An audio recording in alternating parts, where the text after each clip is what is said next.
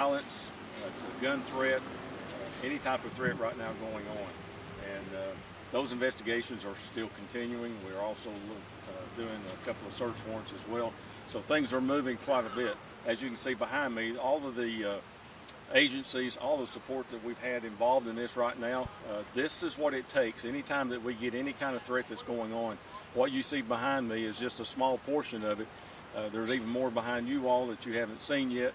Those people either checking the schools, doing what they have to do, making sure we get traffic out. We've also learned that the ball game here tonight, they're having moving it back to 7:30, and I'll let the superintendent talk a little bit more about that here in just a minute. But I want to make it very, very clear, and I've said this for, I don't know how long I've been saying it, and it's getting a little old. And people ask me, are you upset? You're damn right I'm upset. This is not a joke anymore. It never was a joke, but I think we have a small percentage of individuals who are making these threats, and we're not going to tolerate it. As I have said, we're going to make sure that we're going to punish you to the fullest extent. The law has changed. It's a felony now. It's a Class C felony. You make a threat of mass violence, we're coming after you. You know, and I've been speaking to our students so much. Parents, this is a notice to you as well. If you're having a problem with a child and you're knowing and you know about it and you're not letting us know about it, we're going to come after you as well. This has just become just too much, too often. Everybody knows what happened in Georgia 2 days ago. We do not want that to happen here in Knox County and the city of Knoxville. It's just not going to be tolerated, and I'm not going to tolerate it. And we're going to make sure that if we have to bring your backside in front of Judge Irwin, and if you're of 18, we're going to take you in front of the big boy court, so to speak. But it's just, as you can tell, I'm not happy, and I shouldn't have to be out here when we have a ball game that's getting ready to go on, and parents and kids having a good time. It disrupts it. We had to even hold the kids over here this afternoon until right around 5:30 to let everybody get out of here in time. So it's we've got a lot going on, and I want to thank all of the first responders who came out here, not only this morning, but also this afternoon. And there's an awful lot of them right now. And it takes away from other services that goes on within the county and the city. And when you start doing that, it becomes a problem. And so we're going to make sure that we deal with it. And again, as you can tell, I'm not real happy about having to be out here with this right now. But I want to make sure that small percentage of those individuals that are making these threats, we're not going to tolerate it. And parents, I am pleading with you right now. If you know of your child having some issues, if you know of something going on and you think it's a joke as well, then we need to have a little talk with you as well. So with that being said, I'm going to turn it over to our superintendent and let him have a few words with you all. Thanks, Sheriff. Appreciate it. Yeah, I just kind of want to reiterate what the sheriff has said. I just want to say how much, as a superintendent, I appreciate the fact that we have a sheriff that takes us this serious. I mean, it's a Friday evening, and you know, he called and said, you know, we need to talk about this. This is not a show. This is his heart. He has a passion for kids and a passion for this community, and he believes in keeping kids safe. And what a great partnership to have as a school superintendent. That's our #1 concern as well. I just want to reiterate what he's saying.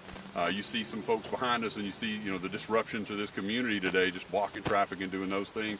We'll talk about the learning loss that happens. In these two schools this afternoon, not a lot of learning was taking place because we were keeping students safe. And you know, these behaviors are happening too frequently right now.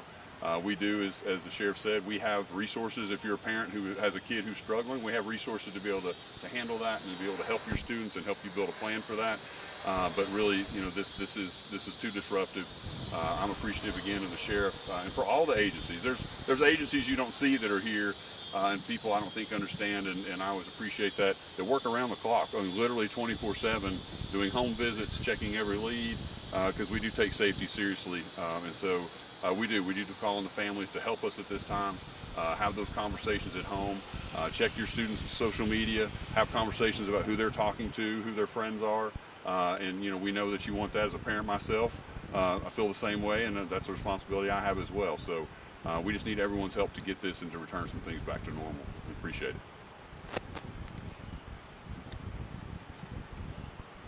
Sharon, Yes. yes, may I have you just restate what we know so far regarding the threat for our viewers who are tuning in to our 6 p.m. newscast, and if you can just hold that thought really quick. Okay. Aside precision.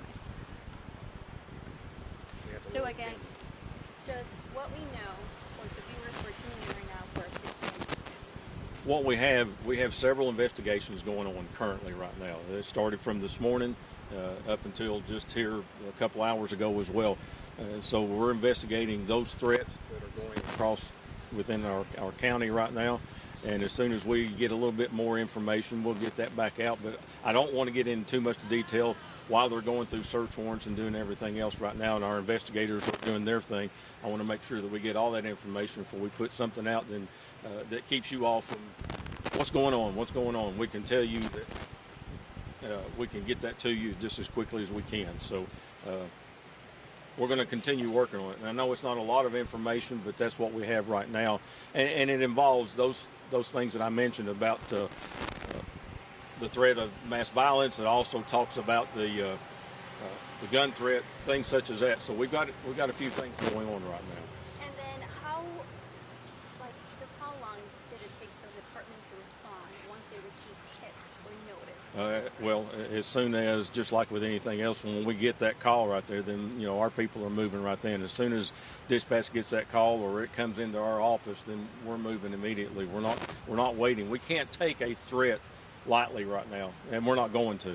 And let me reiterate, it's a small number of individuals that are making these threats, and for the most part, our students are doing a great job, and we appreciate them, and we're going to make sure that that we acknowledge them of doing a great job for us. And they are the ones too that are letting us know that things are going on when it happens within the schools. So the students are doing a great job by letting us know, just like the teachers are, and we're grateful for that. So, Would you consider this a copycat, a threat, obviously, from what unfolded earlier this week? I don't know that I'd call it a copycat, but it's just awful coincidental that what happened 2 days ago, and now we seem to have too many threats going on right now that, like I said, it takes away from the services that all of Knox County needs, and the support that stands behind me.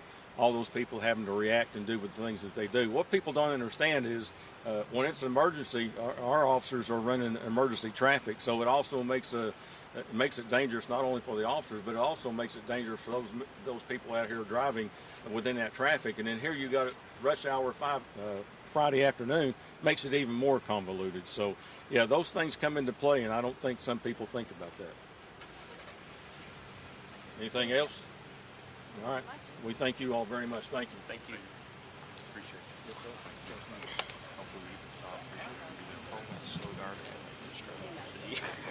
And you can zoom on that. Okay. Yeah.